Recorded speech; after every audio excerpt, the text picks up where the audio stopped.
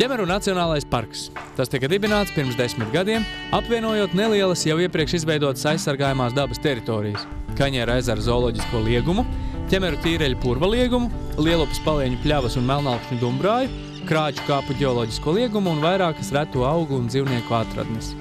Tie ir 38,000 hektāru, maz pārveidot plašu teritoriju ar daudzveidīgām augu un dzīvnieku mājvietām, jeb biotopiem. 1932. gadā tika uzcelta Ķemeru meža māja. Savulaik te atradās pat restorāns Jautrais ods. Skaistajā mājā dzīvība saglabājusies joprojām, tagad tajā atrodas parka administrācija un informācijas centrs. Šeit tiek svinēti Ķemeru svētki. Parka patreizējās aktivitātes saistītas ar cilvēku izglītošanu. Darbojas parka vadības organizētās nodarbības Latvijas skolniekiem. Tās pazīstamas kā Ķemeru dabas skola. Ikdienā visvairāk apmeklētāji min tīreļa dabas takas apses laipu dēļus, bet par godu putnu vērotājiem pavasaros un rudeņos autobusi vizina binokļiem bruņotos pētniekus pa labākajām putnu vietām. Līdzīga atrakcija ir Ķemeru sikspārņu naktis.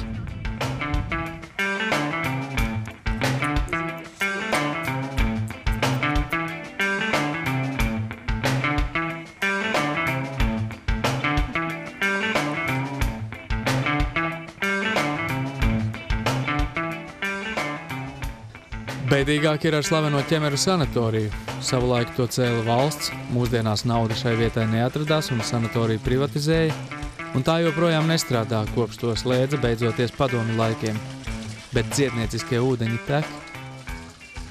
Sen jau viņa dziednieciskās īpašības ir atzītas, un tāpēc cilvēki arī vēl tagad, ka sanatorija nestrādā, brauc pie sēravota un ņem pudelēs šo ūdeni uz mājām. Nezinu, kā viņi dzer vai viņi mazgājās. Pārsvarā jau viņi lieto ādas slimībām, ārstēšanai.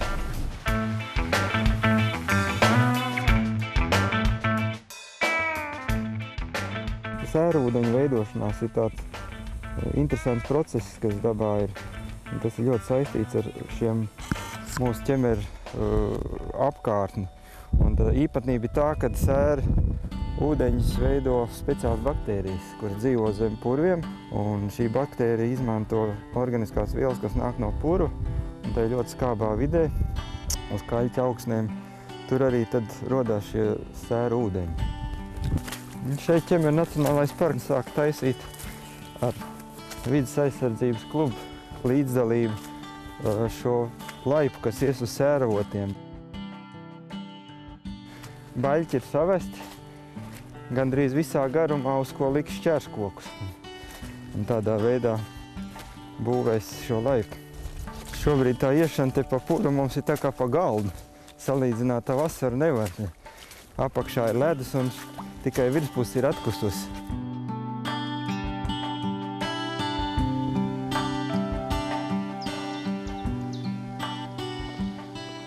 Pusi no Nacionālā parka teritorijas klāja liels meža masīvs, bet ceturto daļu teritorijas aizņem maz pārveidoti purvi. Lai atklātu purva skaistumu, 2000. gadā tika izveidota Ķemeru tīreļa taka. 3 kilometrus garais laipu ceļš, kas vies starp purva ezeriņiem, ir pasakaina pastaigu vieta.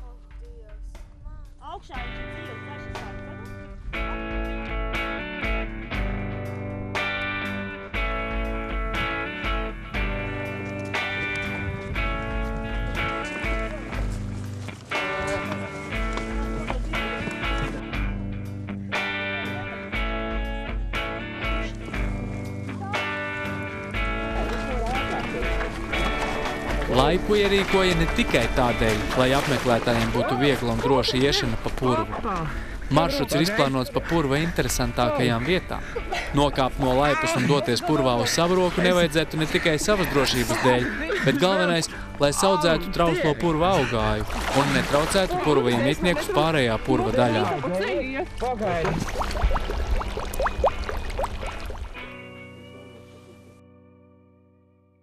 Ķemeru tīreļa ziemeļa austrumu malā vēl pagājušā gadsimta 70. gados raka kūdru.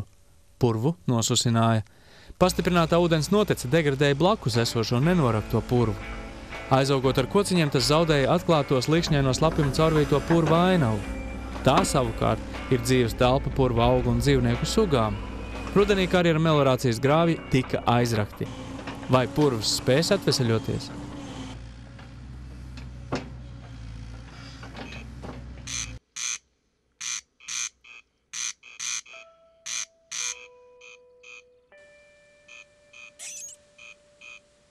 Briest, briest, briest, briest. Tā ir griezes dziesma. Lapsas arī vēl turas, bet daudz viet Eiropā grieze vairs nav dzirdama. Jumstiņu gladiola. Pļavas, atšķirībā no meža, rūpes prasa katru gadu. Citādi dabīgo pļavu vērtīgais biotops var pārtapt vienkāršā krumājā. Nekas nedod zemes apsaimniekotājiem lielāku stabilitāti kā savs zemes īpašums. Lai to panāktu, no privātajiem īpašniekiem atpirka dabai vērtīgākās platības. Visvairāk zeme ir pirkta bioloģiski vērtīgo zālāju izveidei. Tā Džūkstas pagastā vien ir nopirkti 271 hektārs. Ierīkotie urbumi tur tagad ļauj sekot līdzi pazemes ūdeņu svārstībām.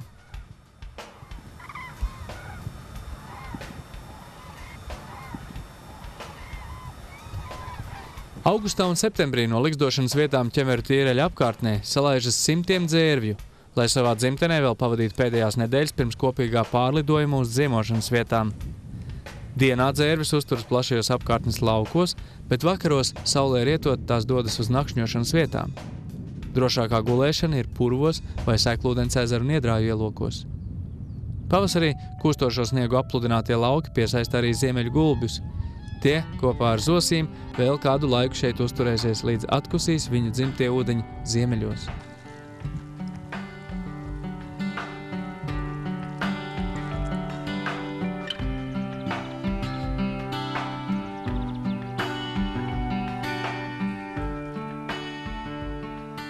Vēstures gaitā cilvēks no dabai atkarotajiem klājumiem ir padzinis atklāto ainavu iemītniekus, lielos savaļas zālēdājus. Sendienās tie pļavas skrājas uzturēt spēja nesliktāk par izkapti vai traktoru. Tā savu dzīves telpu zaudēja un savulaik izmira divi Latvijas klājuma iemītnieki – Taurs un Tarpāns. 2004. gadā tika uzbūvēts pirmais žoks, un rudenī Dunduru pļavās, sadarbojoties ar Pasaules dabas fondu, tika izlaistas pirmās 15 taurgovis no Beļģijas. Gadu vēlāk tam pievienojās arī 10 zirgi no Papes dabas parka. Šī brīža dzīvnieku skaits iežogojumā ne tuvu nav sasniedzis to daudzumu, ko pļavas spēja izbarot. Zirgiem un taurgoviem šeit turpmākajos gados ir visas iespējas vairoties.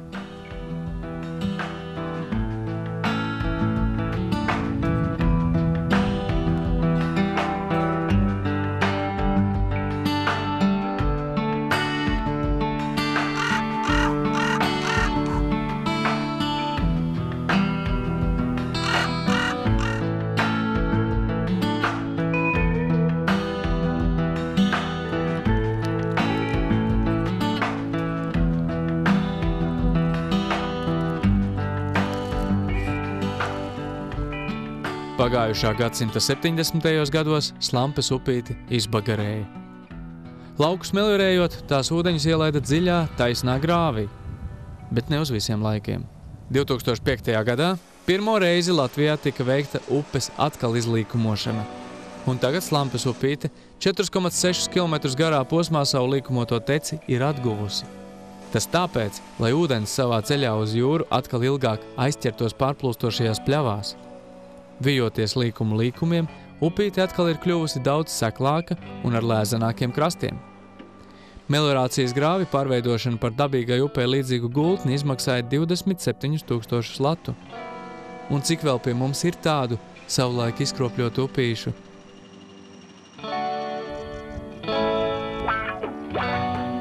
Turpmāk Slampe pati veidos savu gultni, ūdeņiem skalojot padziļinājumus ap zemūdeņu šķēršļiem un līkumu ārmalās. Ūdens dzīvniekiem un bridējputniem jaunie sēkļi un smilšainās krastu sēres vienmēr ir patīkams pārsteigums.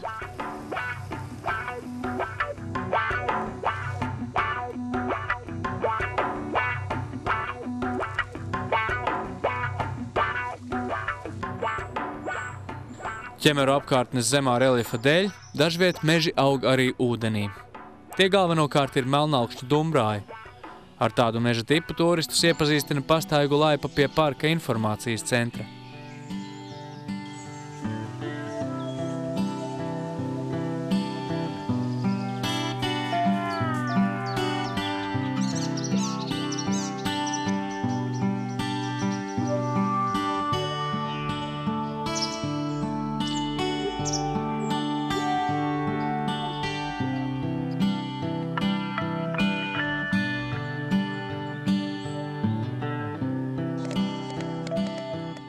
Nacionālā parka mežos katru gadu tiek apsekotas visas ērgļu un melno stārķu ligzdas, lai iegūtu informāciju par ligzdošanas sekmēm. Pie viena putnu mazuļi tiek arī apgradzenoti.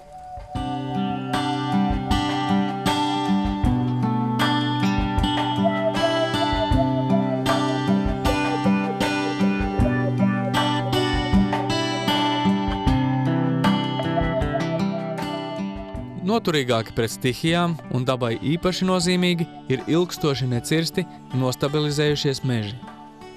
Bet koki aug ne tikai mežos. Īpaši nozīmīgi dabā ir vecie ozoli, ar kuriem saistītas daudzas kukaiņu sugas.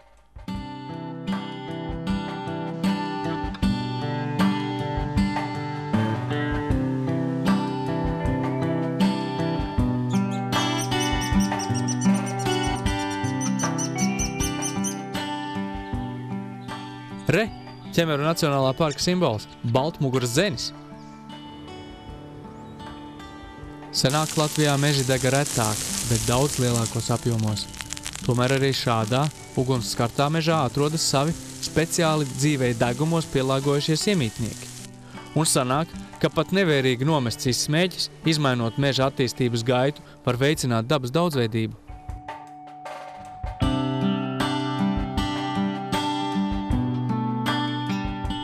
Kaņiera ezera starptautiskā nozīme ir saistīta ar putnu ligzdošanu. Ezers ir viena no nedaudzajām Ramsāras vietām Latvijā. Te ligzdo dažādu sugu pīles un kājas, lielie dumpji, gārņi, dūkuri, gulbi un lauči. Barības pietiek visiem. Rudenī te pulcējas lieli ūdens putnu bari. Ezerā nakšņo arī dzērvis. Nacionālā parka pienākums pret ceļojošajām ciltīm un putnu vērotājiem ir nodrošināt gājputnu netraucētu uzturēšanos šajās pieturvietās.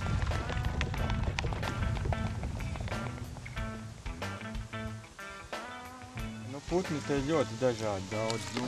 To, ko vispirmo jau redz, mēs gulbus redzējām. Ja? Šobrīd tie pelēkie bija mazuļi viņiem šī gada. Vasarā gulbi vēl ir ļoti lieli bari, tie, kas neligzdo, bet maina spalvas. Tā viņi 100 un pat 200 tādas bars var uzturās. Citi ir tie melnie tādas kā pīles, to citu pa pīlēm sauc. Tās nav pīles, tie lauči. Tie ezerā ļoti lielā skaitā. Ja? Un tad ir visādas arī retākas sugas putni, pa kuriem mēs cīnamies, lai viņi vairāk paliek šeit parkā. Te var minēt, kā viena liela retuma, ka ielidojas bija vienreiz Kaņiera ezerā melnkakla gārgale, kuri te ķēra zivs laivu bāzes tuvumā. Tas tā kā tāds liels retums. Jā.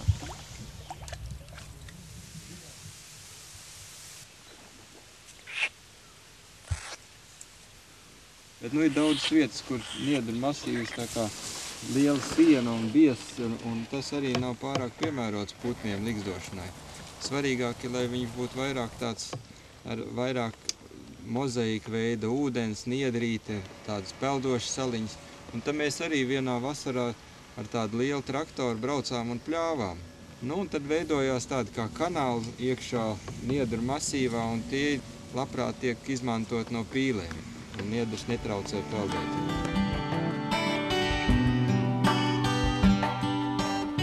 Ezera salās ornitologi ik vasaru veic pīļu un kāju ligzdu uzskaiti.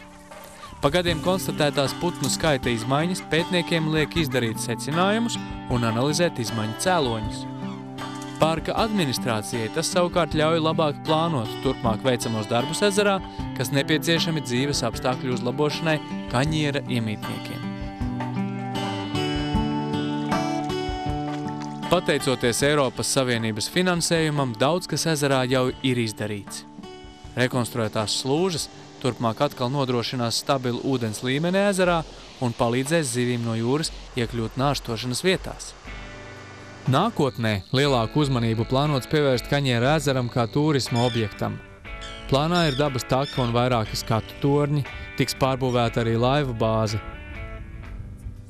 Nobeigumā atgādināšu, ka pat redzētās vietas atrodas vien pusstundas braucienā no Rīgas. Atrodiet savu taku Ķemeros un parādiet to saviem bērniem. Neapzodziet sevi, laižot gar degunu visu šeit redzamo. Un tad jau mēs tiksimies.